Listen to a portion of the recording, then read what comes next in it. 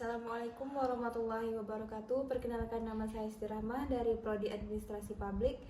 Saya akan menjelaskan materi tentang perencanaan dan pengawasan. Yang pertama yaitu perencanaan atau planning. Arti perencanaan, bermacam-macam pengertian yang diberikan oleh penulis mengenai perencanaan, antara lain W.H. Neumann. Perencanaan adalah menentukan terlebih dahulu apa yang akan dikerjakan. Yang kedua yaitu Lois Allen. Perencanaan adalah penentu serangkaian tindakan untuk mencapai hasil yang diinginkan. Yang ketiga pendapat dari H. Cons dan O'Donnell. Perencanaan adalah fungsi seorang manajemen yang berhubungan dengan pemilihan berbagai alternatif tujuan, kebijakan, prosedur, dan program. Selanjutnya pendapat dari Sondang P. Siagian. Perencanaan adalah keseluruhan proses pemikiran dan penentuan secara matang hal-hal yang akan dikerjakan di masa yang akan datang dalam rangka pencapaian tujuan yang telah ditentukan. Dikenal administrative planning atau seluruh unit, managering planning atau departemen, dan operasional. Menurut George L. Terry, perencanaan adalah pemilihan fakta-fakta dan usaha menghubungkan antara fakta yang satu dengan yang lain, kemudian membuat perkiraan dan peramalan tentang keadaan dan perumusan tindakan untuk masa yang akan datang yang sekiranya diperlukan untuk mencapai hasil yang dikehendaki. Unsur-unsur perencanaan. Yang pertama, rasional, dibuat dengan pemikiran yang rasional, tidak secara khayalan atau dengan angan-angan, harus dapat dilaksanakan. Yang kedua, estimasi, dibuat berdasarkan analisa fakta dan perkiraan yang mendekati atau estimate untuk pelaksanaan yang akan segera dikerjakan. Yang ketiga yaitu preparasi, dibuat sebagai persiapan atau preparasi pedoman patokan tindakan yang akan dilakukan, bukan untuk yang telah lalu. Yang keempat, operasional, atau dibuat untuk dilaksanakan untuk keperluan tindakan-tindakan kemudian dan seterusnya, bukan yang telah lalu. Selanjutnya, fungsi perencanaan. 1. Interpretasi atau dapat menjelaskan, mengurai dan menjabarkan kebijakan umum, general policy, dari bentuk kerjasama atau manajemen. Kedua yaitu forecasting, dapat memperhitungkan keadaan dan situasi di masa yang akan datang. Yang ketiga, koordinasi sebagai alat koordinasi seluruh kegiatan manajemen. Yang keempat, mengandung prinsip ekonomi hemat agar kegiatan manajemen efisien. Kelima, pedoman. Jadi pedoman, patokan atau pegangan pelaksanaan perencanaan yang dimaksud. Yang keenam, kepastian, menetapkan di muka hal-hal yang akan dikerjakan kemudian secara pasti, tidak coba-coba. Yang ketujuh, preventive control, alat pengontrol dan penilaian agar terhindar dari penyelewengan dan pemborosan baik waktu, tenaga, hingga maupun fasilitas manajemen. Macam perencanaan. 1. Penggunaan single use plan atau sekali pakai, repeat plan atau standing plan, berulang atau tetap. 2. Proses, policy planning, program planning, operational planning. Yang ketiga, jangka waktu, long range planning 5-25 tahun, intermediate planning 1-5 tahun, short range planning kurang lebih 1 tahun. 4. Wilayah atau tempat pelaksanaan. Kelima yaitu materi atau objek, professional planning, financial planning, industrial planning, educational planning, socio-economic planning. Yang keenam yaitu segi umum dan khusus, general plans atau rencana umum, special plans atau rencana khusus, overall planning, perencanaan pola kerja umum, network planning, perencanaan jaringan kerja. Yang kemudian sumber perencanaan, kebijakan pucuk pimpinan, hasil pengawasan, kebutuhan masa depan, penemuan-penemuan baru, prakarsa dari dalam dan prakarsa dari luar.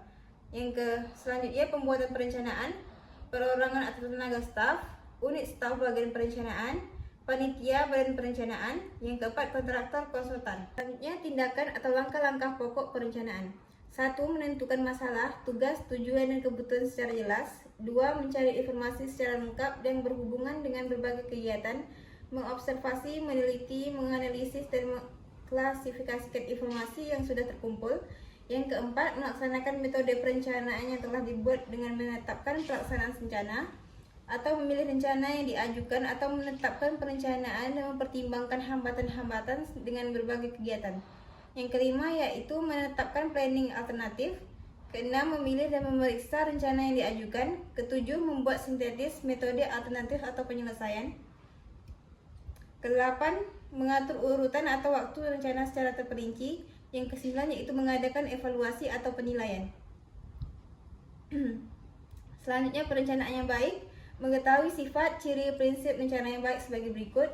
Mempermudah tercapainya tujuan, dibuat oleh orang yang memahami tujuan organisasi, dibuat oleh orang yang mendalami teknik perencanaan, disertai perincian yang teliti, tidak boleh lepas dari pemikiran pelaksanaan, bersifat sederhana, luas. Kedua, yaitu memandang proses perencanaan sebagai suatu rangkaian pertanyaan yang harus dijawab sebagai berikut.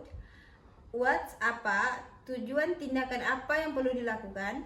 Yang kedua, when, kapan, waktu kapan hal tersebut perlu dilakukan. Yang ketiga, how, bagaimana, cara mengerjakannya, bagaimana cara melakukan pekerjaan tersebut. Who atau siapa, tenaga kerja, siapa yang melakukan pekerjaan tersebut. Where atau di mana, tempat, di mana pekerjaan itu harus dilakukan. Why, mengapa, keperluannya, mengapa pekerjaan itu harus dilakukan. Yang ketiga yaitu memandang proses perencanaan sebagai suatu masalah yang harus dipecahkan dengan mempergunakan teknik-teknik ilmiah atau scientific techniques of problem solving. Melalui langkah yang pertama yaitu mengetahui sifat hakikat masalah yang dihadapi. Yang kedua yaitu mengumpulkan data. Yang ketiga menganalisa data. Yang keempat menentukan beberapa alternatif. Yang kelima yaitu memilih cara yang terbaik. Yang keenam pelaksanaan. Yang ketujuh penilaian hasil. Selanjutnya materi yang kedua yaitu pengawasan atau controlling. Menurut George R. Terry, proses penentuan apa yang akan dicapai yaitu standar, apa yang sedang dihasilkan yaitu pelaksanaan, menilai pelaksanaan dan bila mana perlu mengambil tindakan korektif sehingga pelaksanaan dapat berjalan menurut rencana yaitu sesuai dengan standar. Menurut Dr. Hanus M. Manulang, suatu proses untuk menentukan pekerjaan apa yang sudah dilaksanakan, menilainya dan mengkoreksi bila perlu dengan maksud supaya pelaksanaan sesuai dengan rencana semua. Menurut Profesor Dr. Sondang P. Siagian, proses pengamatan pelaksanaan seluruh kegiatan organisasi untuk menjamin agar semua pekerjaan yang sedang dilakukan berjalan sesuai dengan rencana yang telah ditentukan sebelumnya. Itu sasaran pengawasan. Yang pertama, bahwa melalui pengawasan, pelaksanaan tugas-tugas yang telah ditentukan sungguh-sungguh sesuai dengan pola yang telah digariskan dalam rencana. Yang kedua, yaitu bahwa struktur serta hierarki organisasi sesuai dengan pola yang telah ditentukan dalam rencana. Yang ketiga, yaitu bahwa seseorang sungguh-sungguh ditempatkan sesuai dengan bakat, keahlian dan pendidikan serta pengalamannya dan bahwa usaha pengembangan keterampilan bawahan dilaksanakan secara berencana, kontinu dan sistematis. Yang keempat, yaitu bahwa penggunaan alat-alat diusahakan agar sehemat mungkin. Yang kelima, bahwa sistem dan prosedur kerja tidak menyimpang dari garis-garis kebijakan yang telah tercermin dalam rencana. Yang ketujuh, bahwa pembagian tugas wewenang dan tanggung jawab didasarkan pada pertimbangan yang telah objektif dan rasional dan tidak atas dasar personal like and dislikes. Yang kedelapan, bahwa tidak terdapat penyimpangan atau penyelewengan dalam penggunaan kekuasaan, kedudukan maupun terutama keuangan. Itu sifat pengawasan. Fact finding atau menemukan fakta. Pelaksanaan fungsi pengawasan harus menemukan fakta-fakta tentang bagaimana tugas-tugas dijalankan dalam organisasi atau faktor biaya, tenaga kerja, sistem dan prosedur kerja, struktur organisasi dan faktor psikologis seperti rasa dihormati, dihargai, kemajuan dalam karir dan lain-lain. Yang kedua yaitu preventif atau mencegah. Proses pengawasan dijalankan untuk mencegah timbulnya penyimpangan dan penyelewengan dari rencana yang telah ditentukan.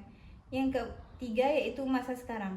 Pengawasan hanya dapat ditujukan terhadap kegiatan-kegiatan yang kini sedang dilaksanakan. Yang keempat yaitu sebagai alat. Pengawasan hanyalah sekedar alat untuk meningkatkan efisiensi, tidak boleh dipandang sebagai tujuan. Yang kelima yaitu mempermudah tercapainya tujuan. Pelaksanaan pengawasan harus mempermudah tercapainya tujuan.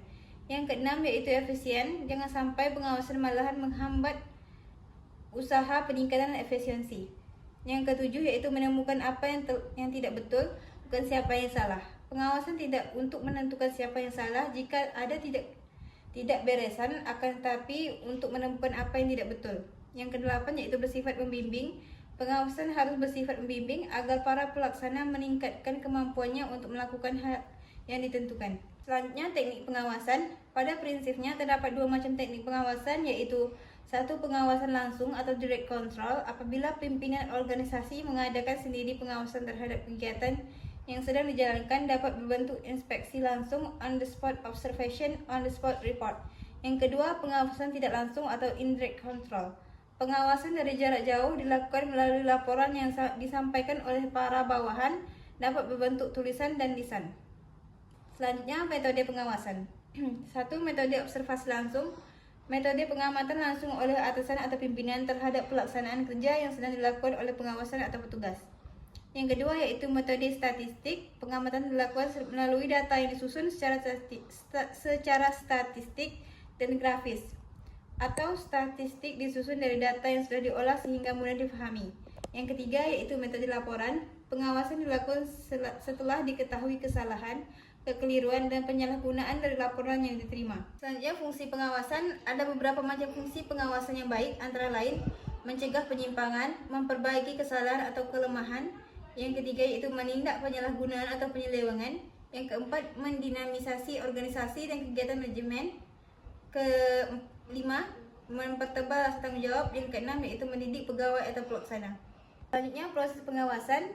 Proses pengawasan terdiri atas beberapa tindakan, antara lain menetapkan dasar atau standar pengawasan, menentukan apa yang harus dikerjakan, yang hendak dicapai, diharapkan, dituju, atau dicita-citakan. Yang kedua yaitu meneliti, memeriksa, dan menilai hasil yang dapat dicapai. Yang ketiga yaitu membandingkan hasil pelaksanaan yang dengan dasar atau standar yang telah ditetapkan, membandingkan hasil yang apa yang telah diharapkan, dicita-citakan sebelumnya.